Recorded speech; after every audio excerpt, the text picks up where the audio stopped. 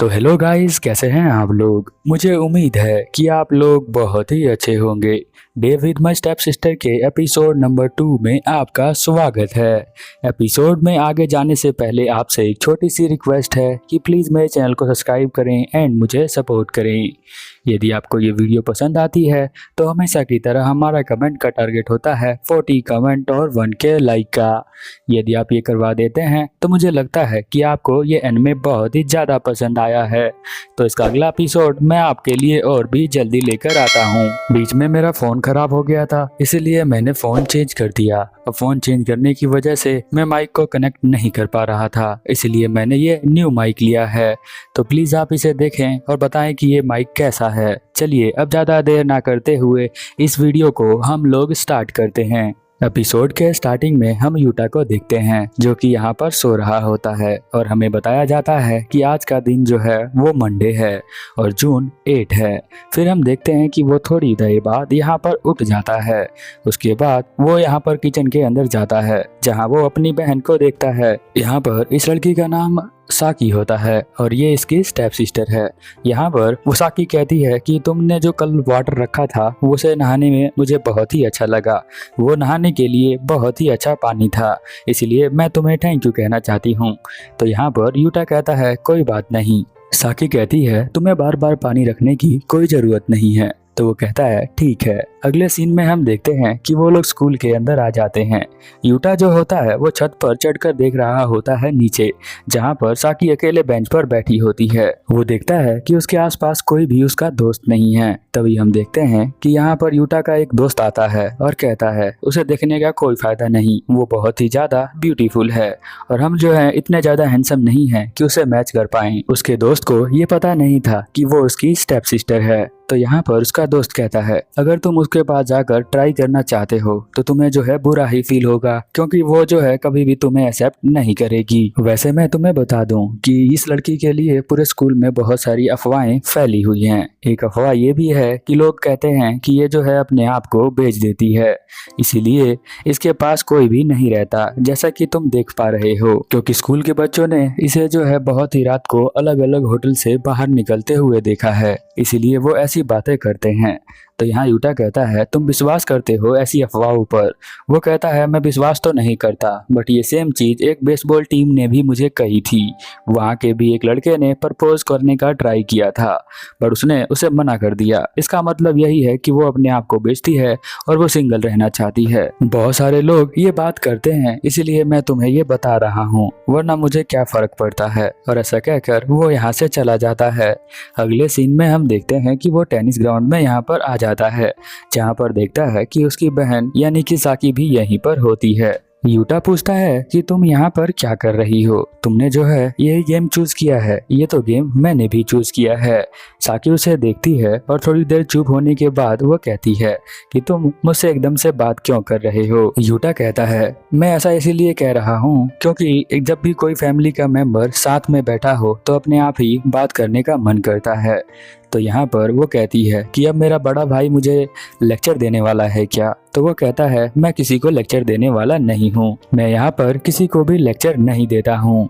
फिर मैं तो बस यही देखकर बहुत ही ज़्यादा चौंक गया था कि तुम भी यहाँ पर टेनिस चूज़ किया है तुमने। तो वो बताती है कि नहीं, माया मेरी फ्रेंड है और उसी की वजह से मैंने ये जो है टेनिस का गेम चूज़ किया है। इसके अलावा एक और रीज़न है, इस गेम के अंदर तुम्हें ज़्यादा टीम बनाने की ज़रूरत नहीं है, यानी कि इसके अंदर टीम वर्क नहीं है और मुझे ऐसा ही गेम अच्छा लगता है, मुझे किसी पर भरोसा करना अच्छा नहीं लगता। साकी कहती है अच्छा ये बात है, तो अच्छा तुम बताओ कि तुमने जो है ये चूज़ क्यों किया है, तुम्हारा क्या रीज़न है। तो यहाँ पर यूटा कहता है मेरा रीज़न यही है कि इस गेम के अंदर जो है कोई कमांड नहीं देता है और गेम के अंदर हमें बहुत ही फोकस और डिसिप्लिन के साथ खेलना पड़ता है, बट यहाँ पर जैसा मैं चाहूँ वैसा खेल सकता हूँ। वैसे मुझे लगता है कि तुम्हारी बहुत ज़्यादा दोस्त यहाँ पर नहीं है, इसी वजह से तुम जो हो यहाँ अकेले बैठी हुई हो। लगता है तुम्हें जो है अदर गर्ल्स बहुत ज़्यादा पसंद नहीं है।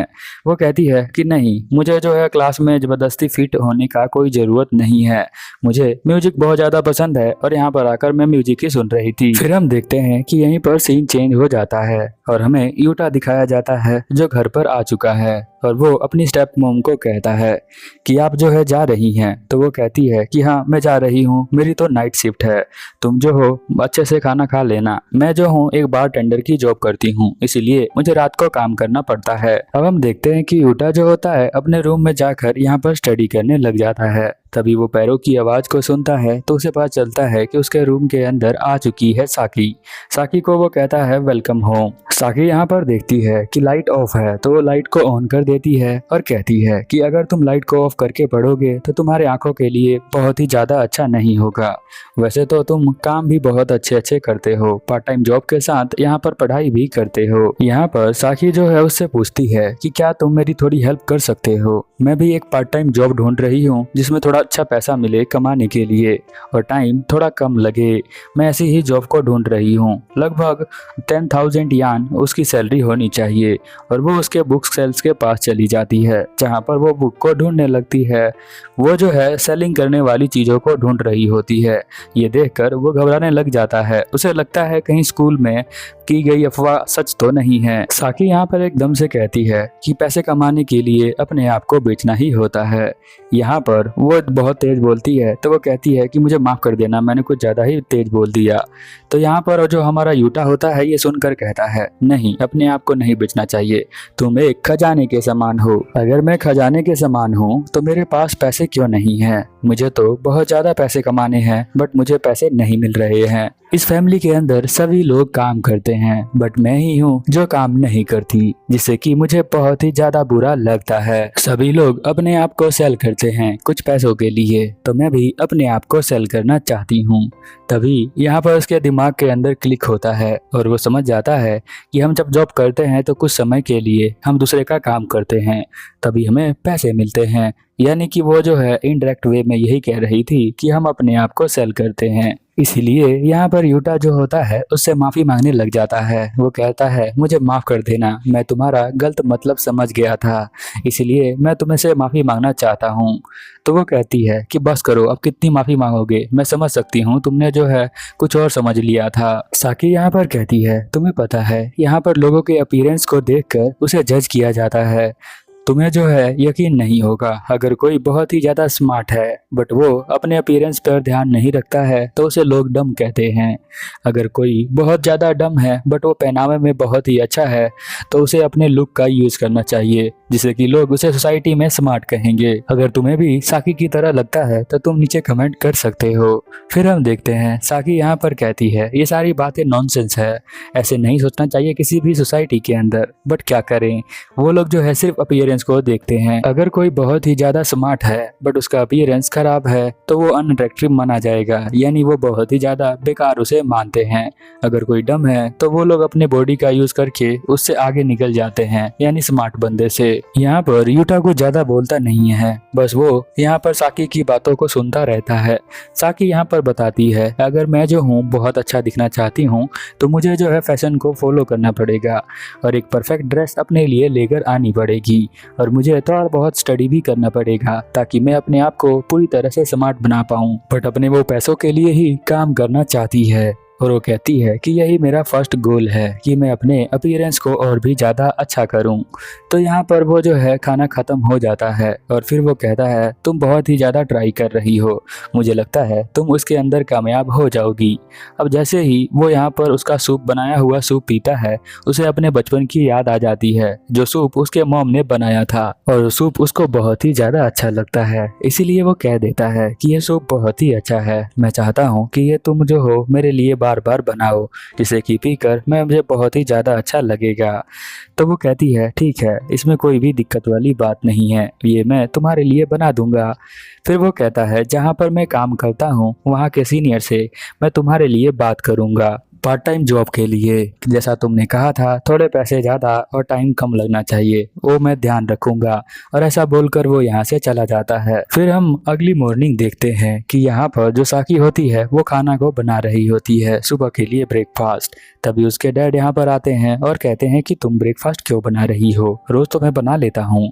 तो वो कहती है कि नहीं, मुझे बहुत अच्छा लगता है, इसीलिए शायद साकी को कल रात की जो तारीफ है वो बहुत ज़्यादा अच्छी लग गई। उसके बाद उसके डैड यहाँ से चले जाते हैं और फिर हम देखते हैं कि यूटा जो होता है वो खाने के लिए यहाँ पर आ जाता है, जहाँ पर वो खाने की फिर से तारीफ करता है। कहता है कि इसमें बहुत अच्छे से नमक और मसालों का यूज़ किया गया है, जिसके से इसका टेस्ट बहुत ही अच्छा हो गया है। तो वो और भी ज़्यादा खुश होती है, बट वो ये सब दिखाती नहीं है। फिर हम देखते हैं वो जॉब के लिए चला जाता है, जहाँ पर वो अपने सीनियर से बात करता है कि जो मेरी सिस्टर है यानी स्टेप सिस्टर है वो जो है जॉब करना चाहती है। तो उसकी जो कलीग होती है यहाँ पर कहती है, मैं समझ गई, तुम्हारी सिस्टर अपने पैरों पर खड़ा होना चाहती है। यहाँ पर वो कहता है कि हाँ तुम कह सकती हो ऐसी। वो कह रही थी कि उसे बहुत ज़्यादा पैसे कमाने हैं और पता नहीं क्यों वो ऐसा कह रही थी। तो वो यहाँ पर बोलती है कि सभी लड़कियाँ बहुत ज़्यादा पैसे कमाती हैं और पैसे कमाने के लिए वो शुगर डैडी का भी यूज़ करती हैं। शुगर डैडी का मतलब होता है कि जो लड़कियाँ बहुत ही ज़्यादा पैसे से प्यार करती हैं, अपने बॉडी से नहीं प्यार करती हैं, वो पैसे वाले को ढूंढती हैं। और जिनके पास पैसे होते हैं उनकी एज बहुत ही ज़्यादा हो जाती है, तो वो जो है उन्हीं को अपना बॉयफ्रेंड बना लेती हैं जिनका एज बहुत ज़्यादा होता है। फॉर एग्जांपल के लिए मेरे जिम में एक 52 ईयर के अंकल आते हैं जिनकी 2 गर्लफ्रेंड है, जिनका एज 26 और 24 है। तो वो एक तरह के शुगर डैडी हुए। वो सभी तरह के काम करती है जो एक लड़की कर सकती है अपने बॉयफ्रेंड के साथ। वो सारे काम वो अपने शुगर डैडी के साथ भी करती है पैसे के लिए। फिर अगले सीन में हम देखते हैं कि वो जो है आ रहा होता है लिफ्ट से नीचे अपने घर के अंदर। यूटा को पहली बार पता चलता है शुगर डैडी का कंसेप्ट, और ये कंसेप्ट सुनकर वो बहुत ही ज़्यादा चौंक जाता है और वो सोचने लग जाता है लड़कियों के बारे में।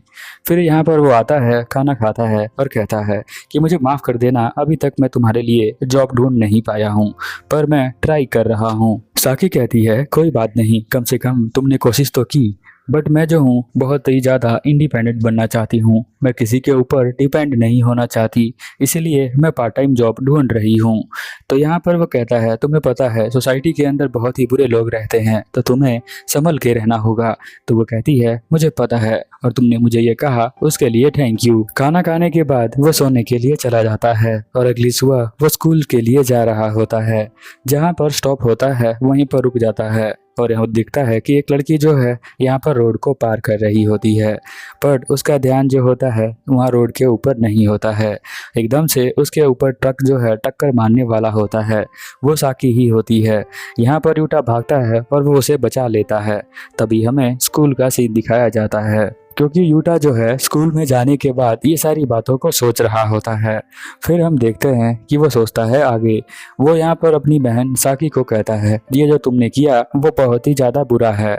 तो वो जो है यहाँ पर रोने लग जाती है, कहती है कि मैं क्या करती, मेरे पास कोई भी जॉब नहीं है, इस तरह से मैं इंडिपेंडेंट नहीं बन सकती हूँ। फिर हम देखते हैं स्कूल जो होता है वो ख़त्म होता है और शाम को यहाँ पर बारिश आ रही होती है।